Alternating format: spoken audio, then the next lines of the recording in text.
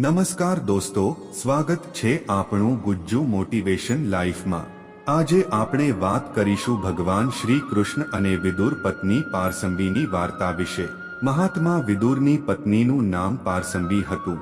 પાર્સંબીની ભગવાન શ્રી કૃષ્ણ સાથે અનન્ય ભક્તિ પ્રેમ હતો। મહાત્મા વિદુર હસ્તિનાપુરના મંત્રી હોવાની સાથે સાથે એક આદર્શ કૃષ્ણના ભક્ત પણ હતા। ઉચ્ચ કોટીના સાધુના અને સ્પષ્ટવાદી હતા। એટલે જ દુર્યોધન તેનાથી હંમેશા નારાજ રહેતા હતા અને જ્યારે હોય ત્યારે તેની નિંદા કરતા હતા। ધૃતરાષ્ટ્ર અને ભીષ્મ પિતામહથી અનન્ય પ્રેમ હોવાના કારણે તે દુર્યોધન દ્વારા કરવામાં આવતા અપમાનને સહર્ષ સ્વીકારી લેતા હતા। હસ્તિનાપુરના પ્રધાનમંત્રી હોવા છતાં તેની રહેણીકરણી એક સાધુ જેવી જ હતી। ભગવાન શ્રી કૃષ્ણમાં તેમની અનુપમ પ્રીતિ હતી। તેની ધર્મ પત્ની પાર્સંબી પણ પરમ સાધ્વી હતી। ભગવાન શ્રી કૃષ્ણ જ્યારે દૂત બનીને સંધિ પ્રસ્તાવ લઈને હસ્તિનાપુર પધાર્યા ત્યારે દુર્યોધને તેની સંધિનો તો અસ્વીકાર કર્યો, ઉપરાંત તેમણે રાત્રિના વિશ્રામ અને ભોજન વગેરે કરવાનો આગ્રહ કર્યો, પરંતુ ભાવ વગરનું દુર્યોધનનું આમંત્રણ કૃષ્ણે નકારી કાઢ્યું હતું। કારણ પૂછવા કૃષ્ણે કહ્યું કે, હે દુર્યોધન, કોઈનો આતિથ્ય સ્વીકારવા માટે કોઈ પણ ત્રણ કારણ હોઈ શકે છે: ભાવ, પ્રભાવ અને અભાવ। અર્થાત તારો એવો ભાવ નથી કે તેનાથી પ્રસન્ન થઈને તારા આમંત્રણને સ્વીકારી લઉં, તારો એવો કોઈ પ્રભાવ પણ નથી કે જેનાથી હું ભયભીત થઈને આમંત્રણ સ્વીકારી લઉં, અને મારે તેવો કોઈએ અભાવ પણ નહીં કે જેનાથી મજબૂર થઈને મારે તારું આમંત્રણ સ્વીકારવું પડે। ત્યારબાદ શ્રી કૃષ્ણ ત્યાંથી પ્રસ્થાન કરી ગયા। દુર્યોધનનો મહેલ છોડીને તે મહાત્મા વિદુરના આશ્રમ પહોંચ્યા। મહાત્મા વિદુર તે સમયે ઘરે ન હતા અને પારસવી સ્નાન કરી રહ્યા હતા। શ્રી કૃષ્ણે દરવાજામાંથી અવાજ આપ્યો, દરવાજો ખોલો, હું શ્રી કૃષ્ણ છું અને મને ખૂબ ભૂખ લાગી છે।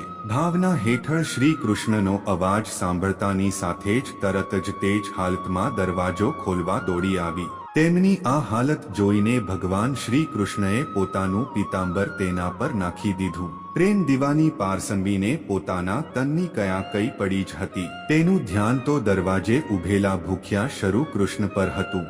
તેને શું ખવડાવવું તે જ ગડમથલ મગજમાં ચાલતું હતું। હરખમાં ને હરખમાં તેને ભગવાન શ્રી કૃષ્ણને ઊંધા બાજોટ પર બેસાડી દીધા। દોડીને પાર્સંબી અંદરથી કૃષ્ણ માટે કેળા લઈ આવી।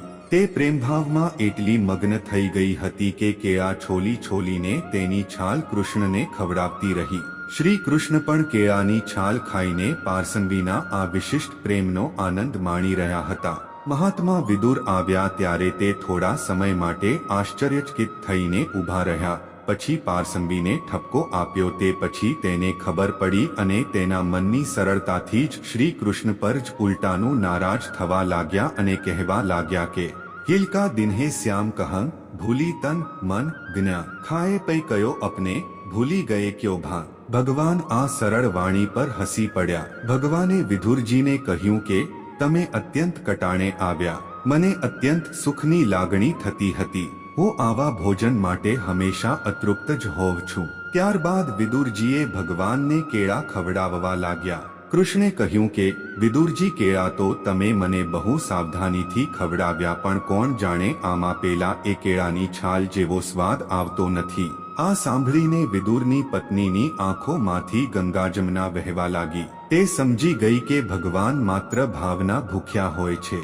જો આ વિડિયો તમને પસંદ આવ્યો હોય તો વિડિયોને લાઇક એન્ડ અમારી ચેનલ ગુજ્જુ મોટિવેશન લાઈફને સબસ્ક્રાઇબ કરી બાજુમાં બેલ આઇકનને પ્રેસ કરવાનું ના ભૂલતા, કેમ કે મારા બીજા નવા વિડિયોની નોટિફિકેશન તમને તરત જ મળી જશે। અને આ વિડિયોને તમારા ફ્રેન્ડ્સને જરૂરથી શેર કરજો અને આ ચેનલ પર બીજા પણ વિડિયો મૂકેલા છે તો એ વિડિયોને જોવાનું ના ભૂલતા। જય હિન્દ, જય ભારત।